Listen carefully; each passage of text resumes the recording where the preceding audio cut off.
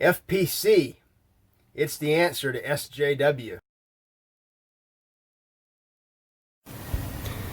Hello everybody, Perrin Lovett here for Prepper Post News on Wednesday, December 2nd, 2020.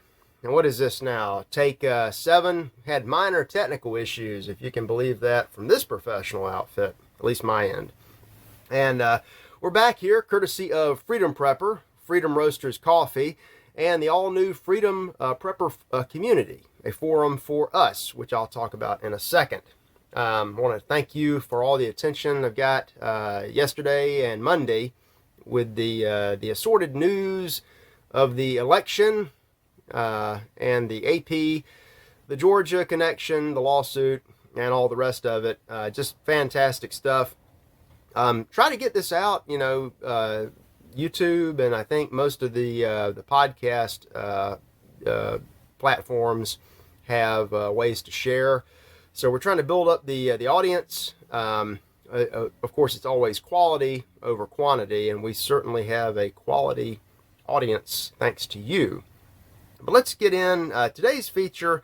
I'm still trying to wrap up old news, and this is not so much a burning hot topic as it is something that's always in the news, always affects everybody, especially preppers, and it's something I've been thinking about. So bear with me through this. You're going to learn a little something. We're going to talk about another great personality in the media, and something that affects everybody, especially in America.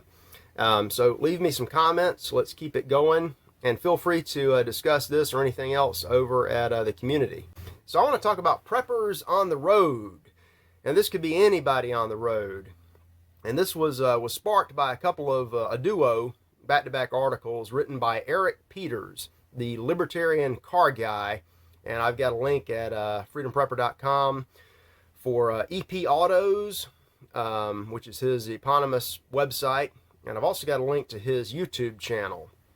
And what Eric was talking about, I guess it was last week, what he does, he may be the last of the real gearheads, the car review guys who, the last one who likes cars and who knows anything about them and enjoys driving them, not being driven by them, not being entertained by them, but actually using them for transportation, which is an absolute critical necessity in the 21st century, especially if you're doing something like preparing a homestead or bugging out. And he touches on those. And he has become, all this crazy year of 2020, he has become, more than he already was, a prepper. And when I finally get the interview ability up, Eric is going to be one of my, I hope I can get him on here fast, because always has a great and interesting take.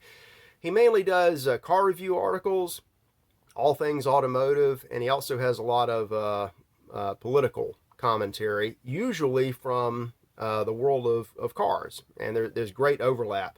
He's the guy that said, hey, you shouldn't be, surprised by all this face mask stuff. The safety Nazis came for you, 30 years ago with the seat belts and the motorcycle helmets and all of that, in 100 years ago with the driver's license. And part of this was sparked also, somebody I know just got the first driver's license, so congratulations. Me, the borderline anarchist sometimes, I'm still wondering why the state, any state, which is just as corrupt and criminal as it can be, has any business telling me or anybody else or that we can drive a car. I've forgotten my license sometimes, and oddly enough, the car works just fine. This topic also came about because of, 30 years of growing frustration on my part, motoring around the United States. This used to be, we used to compete with Germany for some of the absolute best drivers in the world.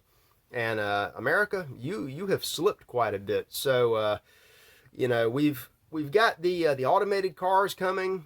As part of the Great Reset, if they're going to let you travel at all, they want you in a little bitty plastic bubble that's all electric powered, and it doesn't even have a steering wheel or any controls. You just get in, and it's going to take you where it wants, as fast or as slow as it wants, and you're going to be a glorified passenger. A lot of people were really looking forward to that. I am not. So, but what Eric, the first article he had was, don't buy a new car. And I didn't link to that one, but you can easily link back and find it. And the reasons are many.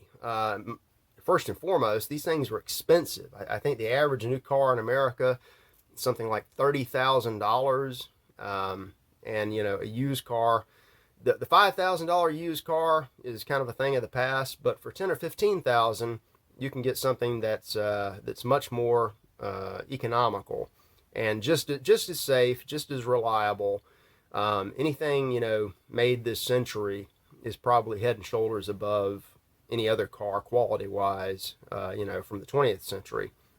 And also the new cars, they're giant rolling computers, and they interfere with your driving. If you want to turn right, they want to turn left. You want to speed up, they decide to stop, and they're reporting on you constantly. It's a constant transceiver data stream going to the car company, the insurance companies, the credit bureaus, and of course the government.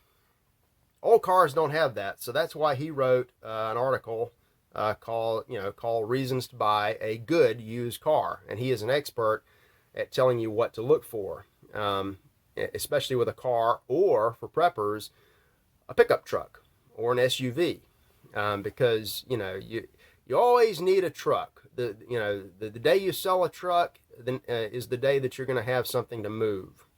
So check those out. Everybody drives around, and there's no reason why we can't drive affordable cars that don't spy on us, that are reliable and keep working, and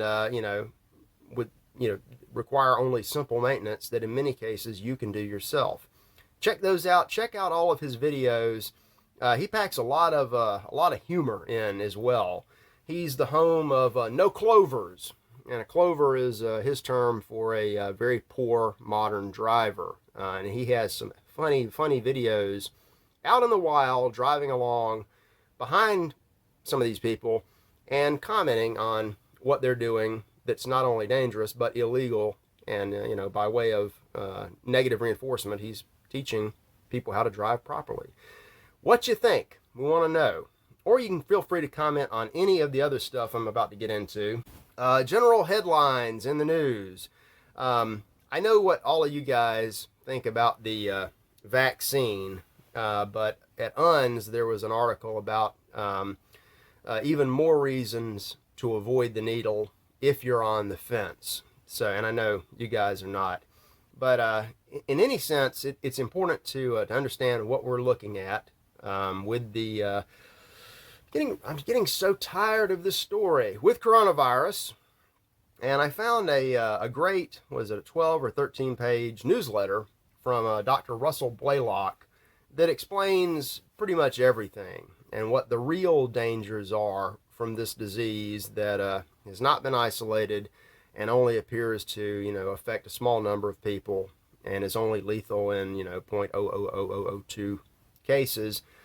But apparently you need 2 or 3 pre-existing comorbid conditions to go along with that. Check that out. I've got a graphic, and of course going to have the link to that. More medical news of a different kind, and a very disturbing kind, down under. And this is something we've heard of outside of Australia as well. Matter of fact, it's something that's cropped up in the United States. We have a child, I think a 15-year-old girl, who wants to become a boy. So this is trans sanity, and the parents don't want any part of it, so they're refusing to go along with the hormone treatment that causes just unbelievable damage to the body. And because they are in loco parentis looking out for their own child, the health Nazis of Australia seized the child from them and took them away. And there's a tandem link that I saw off of this, about doctors, don't have, if a child has a wish about not getting a blood transfusion, well, doctors can ignore that. The law says you can ignore that, but you can't ignore all this hormone stuff. So take a look at that. That's one of those areas that it's such a tiny outlier percentage, and yet it gets thrown at us left and right, and it makes no sense. Also, no sense. The kids equal money to the government schools. The more kids you have in attendance, especially in certain categories, the more state and federal money you get. And the school systems love that. They don't spend much of it on the kids, but if you want to rebuild a gymnasium, or get a new football team, repave a parking lot, have administration raises, not necessarily for teachers, but for the administrators, you need more money, and more kids equals more money. And the organic prepper, this was not Daisy, but it's her site. They noticed that in New Mexico there was a problem. The bureaucrats came back into school after the summer of Corona, and they noticed that thousands of kids were missing. And I've seen this previously. I saw an article, I think it was South Carolina was missing 10,000 K through 12 students, and they had no idea. And this was back during spring semester of last year. They had no idea what happened to them, and they were supposed to be Zooming, and they drifted away. And now that budget season is coming up, now it's a problem, because 10,000 kids, that's, what are they going to lose out? $9-10 million or more. Take a look at that, and you just don't see those problems if you homeschool. And let's see here. The Associated Press, which, by the way, if you didn't know, has called the 2020 United States presidential election for Joe Biden. I just want to let you know that. They have plans for moving on into the post-Trump world. Litigation, the law notwithstanding, they're ready. And so is the European Union. And the EU has this brilliant plan to bring the United States into an economic partnership to hold off the horrible forces of China. It's going to benefit everybody, especially the elites, and I imagine, since it's an EU plan, it will especially benefit the elite in Brussels. And what I see it as, you don't even need to read this. Just look at the headline. You can tell it's one group of globalists trying to lure you into a trap, scaring you with another set of globalists. And just like you don't have school problems with homeschool, you don't have globalist problems with sane nationalism. Just something to keep an eye on. And another crazy conspiracy theory has popped up. Donald Trump did an interview, and the press, I linked to a Daily Beast story. They're just aghast. They are aghast that he would suggest, again, in the face of all these mountains of evidence, that the deep state tried to steal his election and throw a coup against him. And by the way, I can't remember. The things keep developing. I think yesterday I said I am at least aware of more rumors and allegations about where some of this evidence came from. And when I finally get the time and some hard evidence about that, I'd like to find one of my friends in the community, not our community, but that community, to ask about that for maybe some in-person confirmation. But yeah, so he comes out on one of these shows, first big interview since the AP declared that Joe Biden had won the election, and he says, "Yeah, the FBI and the deep state tried to steal my election from me," and that was very upsetting to the deep state. Maybe not as much as other things are going to upset them, but we'll find out. And didn't I tell you? Here's an update. So Monday I presented the Kraken case, and I had this theory that all of this evidence, most of it, the classified stuff certainly from U.S. Intel, foreign and domestic, came from Donald Trump, and he gave it to, declassified it and gave it to Sidney Powell to run with it, and she did. And she's come out. I've got a little story. It's not much confirmation, but yeah, she's saying that yes, I got most of this stuff from Donald Trump. So he knew, he was watching. And, we've had this idea of the 4D underwater chess that he was playing with these people. And maybe it was real. It's certainly, even if it's not it's certainly a fun time. We didn't have this much fun growing up with with the Grace Commission and Iran-Contra. Interesting time. A few more stories of the more usual sort. I don't want to mess the man's name up, but we have more about the assassination of Iran's leading nuclear scientist. The Daily Mail is, like everybody else, highly suggestive that this was a Mossad hit, possibly involving a team as large as 62 people, 12 on the ground, 50 in support. And they all, a bomb, then gunfire, and they all faded away. And now Iran is, they're talking in their press and from the from the parliament about revenge, and they usually take revenge for this kind of thing. No reason in the world why any of that should involve the United States. But we're also getting some conflicting reports, which, this early on in any kind of international matter is par for the course. I've got another story that suggests that maybe it wasn't a machine gun team on the ground. Maybe it was a remote control machine gun mounted on a car, several hundred feet away. I don't know. I wasn't there. Wouldn't have wanted to be there. But it's just, and why does this concern us? It shouldn't. We should say, well, that's bad. Move on. But for 100 years, we've had this urge to meddle in everything, whether it concerns it or not. And again, this took place in Iran, which is quite some distance from the United States, any part. If it happened in Ohio or Florida, yes, I could see involvement, but not way over there. But just like the warmongers, and they're always going to be with us, our friends at the Federal Reserve just can't stop interfering. I've got an AP story, and by the way, the AP called the presidential election for Joe Biden. They also suggest now that stock market aside, the economy is still in trouble, and that's why the Fed has to remain heavily involved in things like the bond market. Got to keep buying, keep propping up Wall Street and the commercial banks, keep the funny money flowing. And they may be at a point now where they have to keep interfering. As I said before, they made a trap and they walked right into it, and now they're caught, and at some point they will expect you to pay. And some people might expect that finally it might be time for them to pay. We'll see. So yes, Wall Street, I think the Dow just hit 30,000 new record. You would never know there's any problem in the world, but if you're, down on Wall Street, because it's propped up by all this monetary methadone, as Gerald Celente calls it.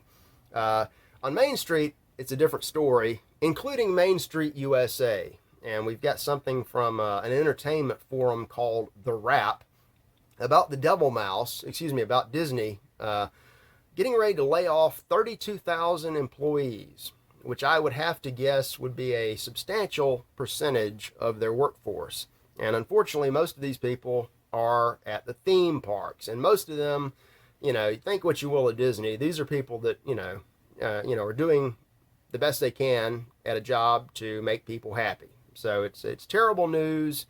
I've not been to one of those theme parks in almost 20 years, but check that out. Might affect your summer plans next year. And the final word, I didn't know where to go with this, so I threw out two stories. One is about, it's from the Z-Man, as he wrote for Taki Mag, about the rise of girl power in America, and what that means. And it looks a lot like a different kind of feminine or feminist fascism. Whereas before, we were concerned about building things and doing things. Now we're concerned about how words affect, certain small groups. And, these ladies have a lot of allies. And my only comment on that is, men, don't be so hard on the ladies, even the hardcore feminists, because, we let it happen, whatever it is. And the last story, I always like to end these on an inspirational note. I just saw this. I knew about the run-up, but I saw I didn't see the fight, but I saw the the reporting of the draw. Iron Mike Tyson, back in the ring and swinging away to a draw at the age of 54. So think whatever you will of Mike Tyson. I've watched some interviews of his recently, and he is a greatly changed man, except back in the ring. His boxing style has improved too. The stamina and the grace and endurance he has not, and it's astounding that he still looks about as good 34 years later as he did when he came out in the 80s. And I sense that he's learned quite a bit, and he's no longer a wild brawler. He's a very polished and technical boxer. We try to be polished and technical here too. I want you guys to get everybody over to the community, get some discussions going, free from the interference. And also, I just wanted to say a quick word about all of the other videos that you'll find courtesy of Freedom Prepper. Recently, let me just take a look here. We've had, these are prepper articles. These are things about, preparing for tomorrow at any level, whether you're just starting out or you're a veteran or you're a homesteader, bugging in, bugging out. We've got 10 foods that don't store well long term, and that's a very important issue. Take a look at that. Another top 10 reasons you won't be bugging out. There's a great question about either hunkering down and riding whatever it is, out, or hitting the road and running to safety. And there's a lot of consideration that goes into either one of those. But if you're going to run away somewhere, first of all, where are you going? What are you going to do when you get there? And how are you going to get there? And it's, we've had articles in the past, probably dozens of them, about why that's not always an easy proposition. Things to think about, along with 6 survival items to find at thrift stores. And we've had some great comments on that one that I read. 23 uses for old tires. Take a look at that. Another top 10 things to do when starting a homestead. And some of you guys live it every day. Others are just starting out.